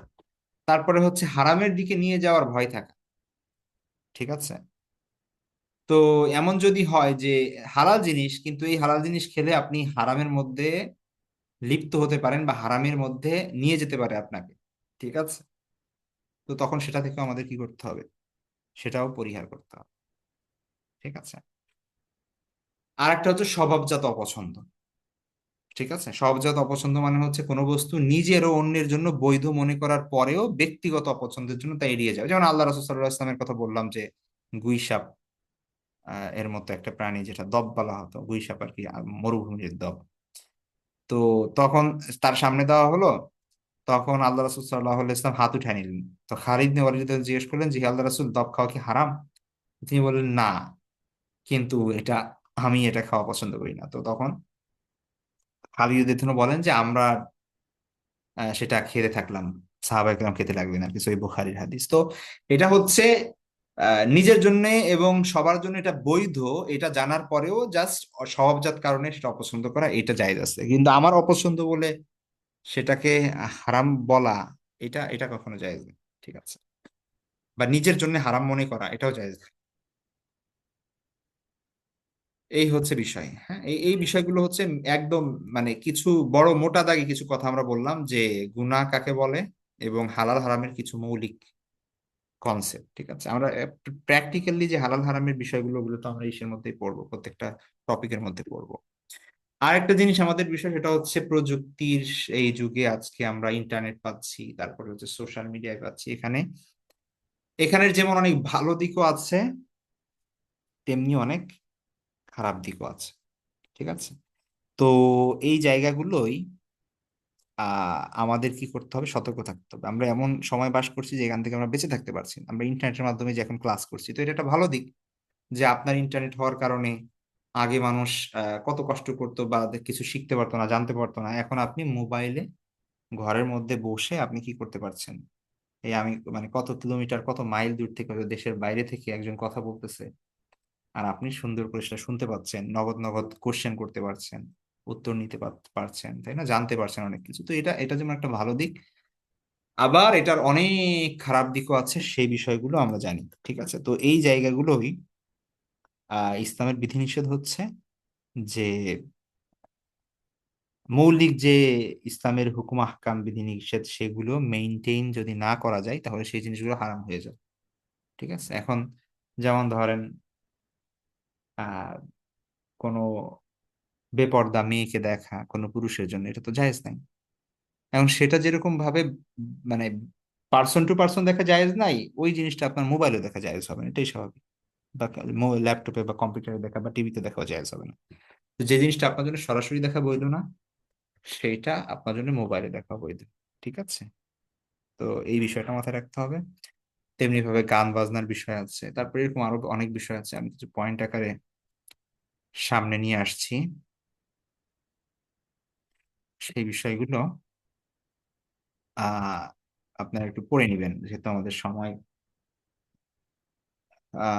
প্রায় শেষের দিকে। ঠিক আছে? তো প্রথমত আমরা যদি দেখি যে আমাদের সোশ্যাল মিডিয়ার যে নেতিবাচক দিকগুলো, হ্যাঁ, সেখানে সেটা অনেক। প্রথমত আমরা যদি ক্ষতিকর দৃষ্টিগুলো দেখি, প্রথমত দেখেন অশ্লীলতার বিস্তার। এটা তো মানে আমরা সব জায়গায়, এমন যারা মোবাইল চালাই, ইউটিউব দেখে, তারপরে হচ্ছে আপনার এমন ফেসবুক চালায়, বা কে আছে যে তার অগোচরে বা তার সে চাইলেও কি করতে পারে, অ্যাভয়েড করতে পারে, বা তার কাছে কোনো ধরনের অশ্লীলতা বা হচ্ছে বেপর্দা মহিলার ছবি আসে না, বা হচ্ছে নারীর ছবি আসে না। মানে এটা এমন হয়ে গেছে যে এটা কি করে মানে চলে আসে, এবং এই জিনিসগুলো আরো বেশি ভাইরাল হয় এবং বেশি মানুষের কাছে ছড়িয়ে পড়ে। ঠিক আছে? আপনি না চাইলেও সেদিন সামনে চলে আসে। তো অশ্লীলতার বিস্তার এটা একটা খুব নেগেটিভ দিক। ঠিক আছে? তো আমরা এই জায়গাগুলোই আমাদের করণীয় কি আছে সেই জিনিসগুলো যদি বলি, এগুলো তো অসংখ্য খারাপ দিক আছে। এখন কথা হচ্ছে ধরেন আপনার বেপর্দা একটা ছবি আপনি শেয়ার করলেন ফেসবুকে।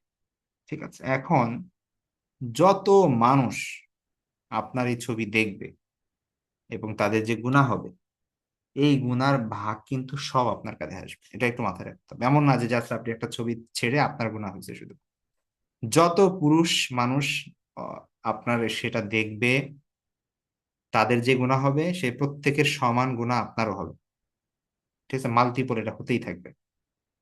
কারণ আপনি এটা সূচনা করেছেন। হাদিসের মধ্যে আছে যে কেউ যদি কোনো ভালো কাজের সূচনা করে তাহলে ওটা সওয়াব সে পাইতে থাকবে। আর কেউ যদি কোনো খারাপ কাজ ইন্ট্রোডিউস করে, ওইটা যদি শুরু করে, তাহলে ওইটার খারাপের ফলাফলও তার কাছেই বর্তাবে। তো আপনি আপনি যদি ছবিটা না দিতেন, এটা কেউ দেখতো না, কারো গুনাহ হইতো না। মানে এই এই এই জায়গাটা আপনার চুল দেখা যাচ্ছে, আপনার যেই শরীরে যে জায়গাগুলো অন্যের জন্য দেখা হারাম সেই জায়গা দেখা যাচ্ছে। তো যার কারণে অন্য যে সবার যে গুনাহ হচ্ছে তার সমান গুনাহ আপনারও হচ্ছে। অন্য সবার যোগ করে যা হচ্ছে আপনার তার থেকে বেশি হচ্ছে। ঠিক আছে? তো এইটা এটা কত সিলি হলে মানুষ এই জিনিসটা করতে পারে, যে গুনায়, আমরা তো সদাকায়ে জারিয়ার কথা বলি না, যে সওয়াব হতে থাকবে, তো গুনায় জারিয়া মানে এটা হতেই আছে, হতেই আছে, হতেই আছে।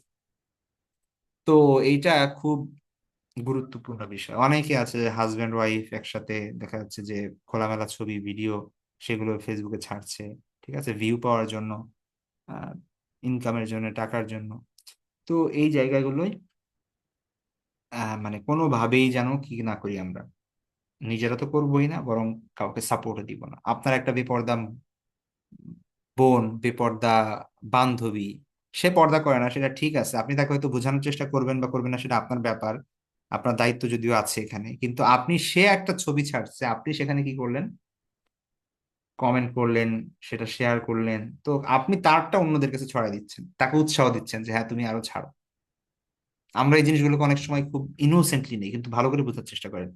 একটা মানুষ আজকে যখন একটা ছবি ছাড়ছে, সে যখন আজকে 10টা কমেন্ট পেয়েছে, লাইক পেয়েছে 30টা, তখন সে মনে চাইবে যে ও সামনে তো আমি আরো ছবি ছাড়লে আরো পাবো।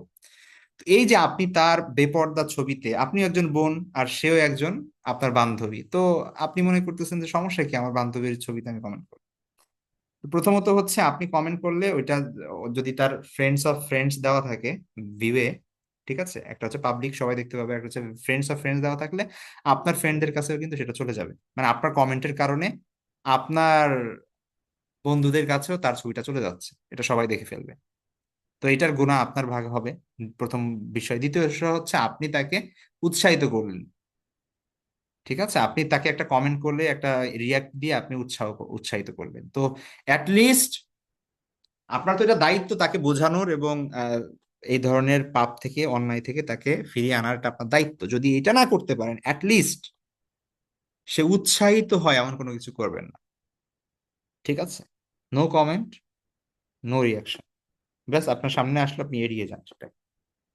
এটা সব থেকে বেটার হয়, কারণ এটা হচ্ছে আপনার মানে পাপ এবং গুনাহ নিয়ে যেহেতু আমরা আলোচনা করছি সেটার সাথে সম্পৃক্ত। হ্যাঁ, এটা আপনার কারণে আরো 2-3 জনের কাছে, আপনার ফ্রেন্ডদের কাছে চলে যাবে সেটা, এবং আপনার রিয়াকশনের কারণে সে উৎসাহিত হয়ে সামনে আরো মানে কি বলে বেপরদা ছবি দিবে। তো যেটা দায়ভার কিন্তু আপনি এড়াতে পারবেন। এটা খুব গুরুত্বপূর্ণ একটা সূক্ষ্ম বিষয়, যেটা আমরা অনেকে চিন্তা করি না। আমরা মনে করি আমি তো কখনো ছবি দেই না, কিন্তু ঠিকই আপনি অন্য আপনার বান্ধবীদের ওখানে কমেন্ট করেন। এটা কিন্তু খুব ইম্পর্টেন্ট একটা বিষয়। অনেক মানুষ আছে যে কি করে, গুনাহ করে গোপনে, সেটা আবার সবার কাছে প্রকাশ করে দেয় যে আমি এই কাজ করছি, ঠিক আছে। কারণ ওই যে আমি যেটা বললাম যে গুনাহ মনে করে না সেটাকে, তারা মনে করে ও অন্যায় মানে তো কাউকে খুন করা অন্যায়, ঠিক আছে। কিন্তু আর যে গুনাহগুলো আছে ব্যক্তিগতভাবে যেগুলো সে করে, বা কোনো মেয়ে সংক্রান্ত যেগুলো তার গুনাহ আছে, সেই জিনিসগুলো তারা গুনাহ মনে করে না। কারণ এটা এটা মানে বয়ফ্রেন্ড গার্লফ্রেন্ড এমন একটা সমাজ, মানে সমাজ হয়ে গেছে, আমাদের সমাজটা এমন হয়ে গেছে যে ওকে সবাই জানে যে ও স্কুলে পড়লে, এই বয়সে কলেজে পড়লে বাবা মা খুশি যে ঠিক আছে এটা চলতেই পারে এরকম, ঠিক আছে। তো এই যে যে বিষয়, তো দেখা যাচ্ছে যে সে কি করছে, সেটা পাবলিকলি সে গোপনে তো গুনাহ করছে, আবার সেটা ফেসবুকে দিচ্ছে, সে তার সোশ্যাল মিডিয়ায় দিচ্ছে। তো ব্যাপারটা যেটা হচ্ছে, সমস্যা কি, সমস্যা হচ্ছে দেখেন, গুনাহ করলে এক জিনিস আর শেয়ার করলে আর এক জিনিস, দুইটা দুই জিনিস।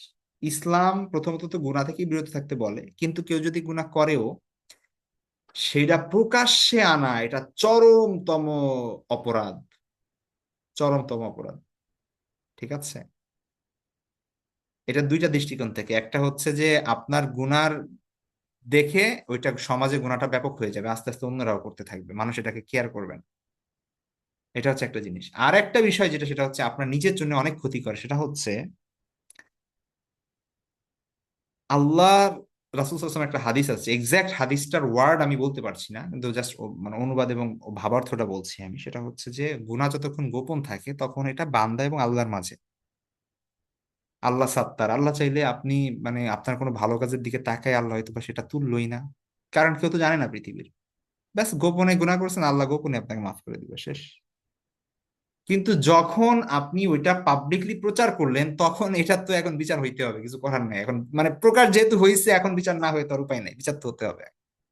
তাহলে লস কার হলো এখানে? আপনি আরো কয়েকজন সাক্ষী রাখলেন আপনার, যে আপনি কিন্তু এই গুনাহটা করছেন, এখন তো আর এটা ছাড়া যাবে না, তাই না? এখন কিন্তু এটার বিচার হবে।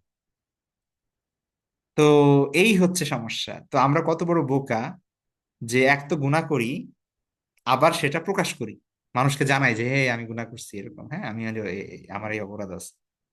মানে আমি নিজের যে ক্ষমার একটা রাস্তা আছে সেটা আমি বন্ধ করে দিচ্ছি, নিজের পায়ে নিজেই কোড়াল মারছি। ঠিক আছে, তো এই যে বিষয়টা খুব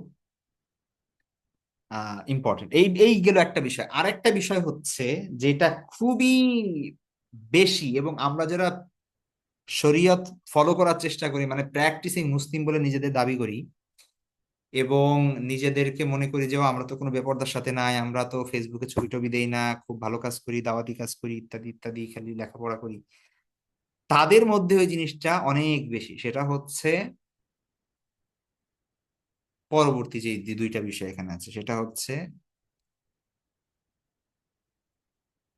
কমেন্ট এবং পোস্টের মাধ্যমে সমাজে ফিতনা ছড়ানো, অন্যের সমালোচনা করা, গীবত করা, অন্যায়ভাবে ঘৃণা ছড়ানো, তুচ্ছ-তাচ্ছিল্য করা, ইত্যাদি ইত্যাদি ইত্যাদি। ঠিক আছে, আপনার পছন্দের একজন হুজুর আছে, এখন ওই হুজুরের বিরুদ্ধে আরেকজন কথা বলছে, এখন আপনি তাকে কমেন্টে গিয়ে গালাগালি করে আসলেন, কি হলো আপনার? আপনি মানে এই যে মিজানুর রহমান আজহারীর ওয়াজ হইল প্রথমে যে পেকুয়া 23-এ কক্সবাজারে, আপনারা সবাই দেখছেন হয়তো। তো ওইখানে সবাই তো মিজানুর রহমান আজহারীকে পছন্দ করে না, তাই না? কিছু মানুষ তো থাকবেই পছন্দ করবে না, সবার পছন্দ হবে এটা জরুরি না। হ্যাঁ, তার অসংখ্য ভক্ত ফলোয়ার আছে, কিন্তু সবার কাছে তো আর না, কিছু মানুষ তো থাকবেই, বা অন্য ঘরানার মানুষ থাকবে যারা তাকে পছন্দ করবে না। তো এরকম কেউ একজন, তার ওইখানে লাইভ হচ্ছে, প্রায় 2 মিলিয়ন ভিউ হয়ে গেছে সে লাইভ চলাকালীন সময়, ওই সময় প্রচুর কমেন্ট হচ্ছে, তো একজন লিখছে ভণ্ড আজহারি। এখন এই যে লোকটা কমেন্ট করছে, এর কমেন্টের রিপ্লাইয়ে যে মানুষ কত ধরনের গালি আছে, ওর মা বাপ তুলে, 14 গোষ্ঠী তুলে একদম উদ্ধার করে দিয়েছে এখানে, এবং মানে অশ্লীলতার চরম সীমা লঙ্ঘন করেছে, এমন গালিগালাজ যেটা মানে কল্পনায় আসবে না মানুষের। এই এমন জিনিস, শত শত কমেন্ট শুধু ওকে গালিগালাজ করে লেখা হয়েছে, যে মিজানুর রহমান আজহারীকে ভণ্ড আজহারী বলেছে। তো এখন মানে ফলাফলটা কি দাঁড়াইলো, কি হলো আসলে, ব্যাপারটা বোঝার চেষ্টা করেন, হিসাব নিকাশ যে কি, মানে আমি একজন ইসলামিক স্কলারকে পছন্দ করি কি জন্য? আল্লাহকে খুশি করার জন্য, আল্লাহর জন্য ভালোবাসি। যদি সেটাই ভালোবাসি, তাহলে আমার মুখ থেকে এইভাবে কথা বের হবে কেন? হোক না সে অন্যায় করছে।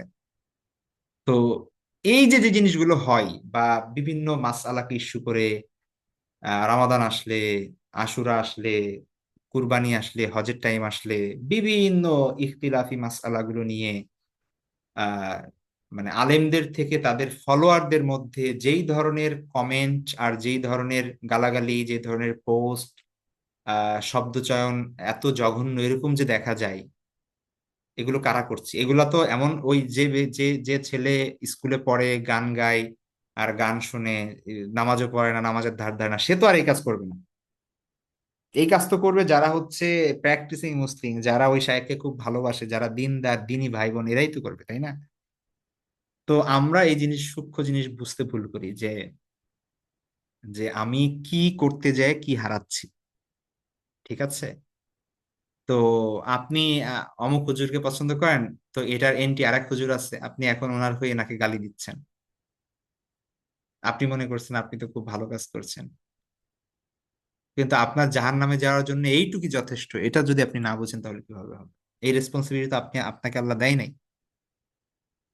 সবার দায়িত্ব বোঝাটা খুব জরুরি, যে আমার কতটুকু দায়িত্ব এবং কোথায় আমার থামতে হবে। এই জায়গাটা যদি আমরা না বুঝি, তাহলে কিন্তু কোনো লাভ নেই। ঠিক আছে, তাহলে আমরা মনে করবো আমরা অনেক ভালো কাজ করতেছি, at the end of the day শূন্য, কোনো কিছু, কোনো কাজ হবে না। তো সোশ্যাল মিডিয়ায় যেই হারে গীবত, সমালোচনা, তারপরে হচ্ছে এই জিনিসগুলো হয়, এটা আসলে আশ্চর্য রকমের কঠিন। তো মানুষ আমাদের যুগে দেখা যাচ্ছে যে সোশ্যাল মিডিয়ার কারণে এমন ভাবে পাকড়াও হবে, আল্লাহ ভালো জানেন যে সেটার সমাধান কি হবে। তো এইটার যে ভালো দিক আছে, আবার খারাপ অনেক দিক আছে, সেই বিষয়গুলো আমাদের মাথায় রাখতে হবে এখানে। ভুয়া তথ্য প্রচার করার বিষয়টা তো আছে, অনেক ইনোসেন্ট মানুষ বুঝে না, খালি যেটা আসে ভিডিও, মানে ফেসবুকে আপনারা বোঝার চেষ্টা করবেন যে ফেসবুকে একটা ভিউ হলে যা, যে পাবলিশার বা কন্টেন্ট ক্রিয়েটর তার লাভ। ইউটিউবে আপনি যখন একটা ভিডিও দেখেন, এটার বিপরীতে সে টাকা পায়, তাই না? আপনি দেখতেছেন 2 মিলিয়ন 5 মিলিয়ন ভিউ হচ্ছে, এটার বিপরীতে ওই কন্টেন্ট ক্রিয়েটর কি পাচ্ছে? টাকা পাচ্ছে। তো সে এমন জিনিসই আপনাকে দিবে যে যাতে বেশি ভিউ বাড়ে। এই রাজনৈতিক বিষয়, ধর্মীয় বিষয়, ঠিক আছে, এই যে আজহারির মাহফিলে, আজহারি সাহেবের মাহফিলে যে এত ক্যামেরা আর এত ভিডিও, এগুলো কি মনে করছেন যে এরা সবাই দিন প্রচারের উদ্দেশ্যে সেখানে গেছে? এরা সব কন্টেন্ট ক্রিয়েটর। এরা ওই আজহারে কি বলছে ওই অংশটুকু যেটা সমালোচনার যোগ্য বা হচ্ছে যেটা ভুল একটু, বা একটু স্লিপ অফ টাং হয়েছে, মিস্টেক হয়েছে, ওইটুকু কেটে ফেসবুকে ইউটিউবে দিবে, যাতে কি হয়, মানুষ এটা দেখে। তো আপনি দেখলেই তাদের লাভ, এটাই ভিউ বাড়ে। ঠিক আছে? তো এই কারণে মানুষ সত্য মিথ্যা যাচাই করবে না, মানুষ দিবে হচ্ছে যেটাই ভিউ বাড়বে। তো যার কারণে অনেক মিথ্যা, অনেক গুজব, অনেক মানে নেগেটিভ কথাবার্তা, সেই জিনিসগুলো আসবে। কিন্তু আপনার এটা ইন্টারেস্ট শয়তান এদিকে আমাদের কাছে কি লাগাই রাখছে, মানে ও এটা তো মজার জিনিস, ব্যাস ভেতরে ঢুকবো আমরা দেখবো। ঠিক আছে? তো এই যে যে আপনি না দেখলেন, এটাও সমস্যা না অতটা, কিন্তু সমস্যা হচ্ছে যে আপনি পরে এটাকে শেয়ার করছেন, এইটাকে সত্য মনে করে অন্যের সাথে তর্ক করছেন, এই যে যে জিনিসগুলো পরে করছেন, এটা হচ্ছে সমস্যা। ঠিক আছে? তো আল্লাহ রাসূল সাল্লাল্লাহু আলাইহি ওয়াসাল্লামের হাদিস, সুস্পষ্ট হাদিস আছে যে যে মিথ্যাবাদী হওয়ার জন্য এতটুকুই যথেষ্ট যে আপনি যেটা শুনেন সেটা বলে বেড়ান, ব্যাস। আপনি একটা সামনে একটা পোস্ট আসছে, আপনি যা শেয়ার করে দিলেন, ব্যাস, আপনি একজন মিথ্যাবাদী আল্লাহর খাতায়। আপনার যাচাই করতে হবে, একজন মুসলিম মানে সেটা যাচাই করতে হবে যে এটা কি সত্য না মিথ্যা, কতটুকু সত্য। এই না হইলে আপনি চুপ করে বসে থাকেন, আপনি এটা কি করবেন না, শেয়ার টেয়ার কিছু করার দরকার নাই। ঠিক আছে? যে এই জিনিসগুলো আমাদের লাইফের অংশ, এবং এগুলোর জন্য আল্লাহ আমাদেরকে ধরবেন। এই জন্য আমি মানে খুব বিরক্ত লাগলো, আমি এই জিনিসগুলো বলছি আপনাদের কাছে। ঠিক আছে? এগুলো আমরা মনে করি মনে কিছুই না। আমি তো আমার ঘরের মধ্যে বসে আছি, আমি তো কারো ক্ষতি করতেছি না, কিছু করতেছি না, আমি জাস্ট ফেসবুকে একটু কি দেখতেছি, এগুলো দেখতেছি আর শেয়ার করতেছি। তো এইটা কিন্তু কিয়ামতের দিন অনেক ভারী হয়ে যাবে। তখন কিন্তু আমরা আশ্চর্য হব যে জাস্ট এইটুকের জন্য এত কিছু। হ্যাঁ, তো এই বিষয়গুলো খুব ভালো করে মাথায় রাখতে হবে। আবার আরেকটা জিনিস, সেটা হচ্ছে অন্যের ত্রুটি, অন্যের ভুল। যেখানে বলা হয়েছে হাদিসের মধ্যে যে আমি যদি আমার ভাইয়ের দোষ গোপন করি, তাহলে আল্লাহ এই দুনিয়াতে এবং আখিরাতে আমার দোষ গোপন করবেন। ঠিক আছে? তো সেই জায়গায় এবং বলা হয়েছে যে অন্যের দোষ যেন কি না করে, খোঁজা না হয়। সেইখানে আমরা কার কি ভিডিও ফুটেজ লিক হয়েছে, ভাইরাল হয়েছে, কে কি কথা বলেছে, সেই জিনিসগুলো খুঁজে খুঁজে খুঁজে খুঁজে বের করে এটা নিয়ে চর্চা করি, এটা নিয়ে সমালোচনা করি, এটা নিয়ে কমেন্ট করি। ঠিক আছে? এই হয়েছে সেই হয়েছে ইত্যাদি ইত্যাদি গল্পগুজব করে থাকি। তো এই জিনিসগুলো কোনো কিছুই কোনো একজন মুসলমানের স্পিরিটের সাথে যায় না। ঠিক আছে? তো এই বিষয়গুলো আমাদের খুব ভালোভাবে মাথায় রাখতে হবে। আপনারা কি জানেন এই যে কিছুদিন আগে টিকটকের যে আপনার মানে সিইও, তাকে কিন্তু আমেরিকান কংগ্রেসে ডাকা হয়েছিল এবং সেখানে তাকে জবাবদিহিতা মানে বিভিন্ন বিষয় নিয়ে কোশ্চেন করা হয়েছিল। ঠিক আছে? তো সেই সময় অনেক কিছু বের হয়ে এসেছে। এই যে টিকটক আমাদের বাচ্চারা দেখে, এবং যারা দেখে মানে ওদেরকে টাকা, মানে টাকা, ওরা এত বড় লোক, এই ফেসবুক বা ইউটিউব বা এই যে যাদেরকে বলছেন আর কি, যারা এটার প্রধান এগুলোর। ঠিক আছে? সেই টিকটকের সিইও যিনি, তার যে বাচ্চারা আছে, তার বাচ্চারা নিজেদেরও তাদের স্মার্টফোন নাই এবং তারা টিকটক তারা কখনো দেখেন। কিন্তু তারা কিন্তু আমাদেরকে লাগাই রাখছে, "এই দেখো এগুলো আমাদের ছোটবেলায় আমাদের বাচ্চারা খাবার খায় না, দাও ফেসবুক সামনে বা ইউটিউবে ভিডিও ছেড়ে দাও, টিকটক দাও, ব্যাস ও দেখতেছে ঘন্টার পর ঘন্টা, 2 ঘন্টা যাবত আমি তাকে খাওয়াচ্ছি খাওয়াচ্ছি, কিন্তু ওর যে আমি পুরো ফিউচার নষ্ট করে দিলাম, ওর যে পুরা ভবিষ্যৎ শেষ করে দিচ্ছে আমি এভাবে, এটা আমি কোনো কিছুই টের পাচ্ছি না। আমার সেই বোঝার ক্ষমতাই নাই, আমি মা হয়েছি বা বাবা হয়েছি। তো এই জিনিসগুলো খুবই ইম্পর্টেন্ট যে আপনি বুঝবেন যে কোনটা আপনার জন্য ভালো, কোনটা আপনার জন্য খারাপ। ঠিক আছে? ফেসবুকের প্রতিষ্ঠাতা যিনি, তার ছেলেমেয়েরা ফেসবুক চালান, তিনি নিজেও ফেসবুকে সময় দেন না। ঠিক আছে? সময় নষ্ট করেন না মানে সোশ্যাল মিডিয়ায়। তারা হয়তো ইঞ্জিনিয়ারিং অন্যান্য কাজ বাজ করেন সে ব্যাপারগুলো নিয়ে, কিন্তু এই এই আমাদের মতো এই সময় নষ্ট করেন না। তারা দিয়ে রাখছে এগুলো, এখন আমরা সবাই এগুলোতে সময় নষ্ট করছি, আর আমাদেরকে ওই পাশ থেকে মারতেছে, আমাদের ভাইদেরকে হত্যা করতেছে, আর আমরা ফেসবুকে দেখে হাই হাই হাই এই হচ্ছে, হাই হাই হাই এই হচ্ছে, এরকম করতে করতে আমাদের রাত 2টা বাজতেছে, সকালে ফজরের নামাজ আমরা মিস করতেছি। আবার পরের দিন এরকমই চলতেছে, এভাবেই আমাদের দিন যাচ্ছে। ঠিক আছে? তো এই জিনিসগুলো যতদিন আমরা না বুঝতে পারবো, ঠিক আছে, ততদিন আমাদের বাচ্চারা আমাদের থেকে আরো খারাপ হবে, ভালো হবে না। আর আমাদের পরবর্তী জেনারেশন যদি ভালো না হয়, তাহলে এই জাতি চেঞ্জ হওয়ার, পরিবর্তিত হওয়ার আর কোনো সুযোগ নেই, সম্ভবই না। ঠিক আছে? তো এই জন্য এটা খুবই ইম্পর্টেন্ট যে আমরা আমাদের দায়িত্বগুলো বুঝবো, বোঝার চেষ্টা করবো, দায়িত্বশীল আচরণ করব প্রত্যেকটা ক্ষেত্রে। এটা খুবই জরুরি, খুবই জরুরি। তো যাই হোক, অনেক সময় গিয়েছে, আমাদের 10:30টার বেশি বাজে। বাকি যে জিনিসগুলো আছে এগুলা আপনারা সবাই জানেন, আমি নতুন করে কিছু বলার নাই। আহ আপনারা একটু করে নেবেন নিজেরা, তাহলেই হবে ইনশাল্লাহ। তো আজকে পর্যন্তই থাকবে। আপনাদেরকে ইনশাল্লাহ ওই নতুন যে কোর্সটা হবে এটা খুব ইম্পর্টেন্ট হবে। যারা বিবাহিত, অবিবাহিত, সংসার জীবনে শুরু করছেন, অনেক আহ, দীর্ঘ অভিজ্ঞতা হয়েছে, ভবিষ্যতে শুরু করবেন, যাই হোক না কেন, সবার জন্য এটা অনেক ইম্পর্টেন্ট একটা কোর্স হবে ইনশাআল্লাহ। শুধু এই বিষয়টাই ফোকাস করা হবে, ফ্যামিলি, সন্তান, বিবাহ, এই জিনিসগুলোকেই ফোকাস করে পুরো 22টা কোর্স ক্লাস হবে ইনশাআল্লাহ। তো সেটার জন্য আপনাদের গ্রুপে আমি লিংক দিয়ে দিব, এটা খেয়াল রাখবেন ইনশাআল্লাহ। তো আজকে এ পর্যন্তই থাকবে। ভালো থাকবেন সবাই, দোয়া করবেন, নেক্সট ক্লাসে আবার দেখা হবে ইনশাআল্লাহ।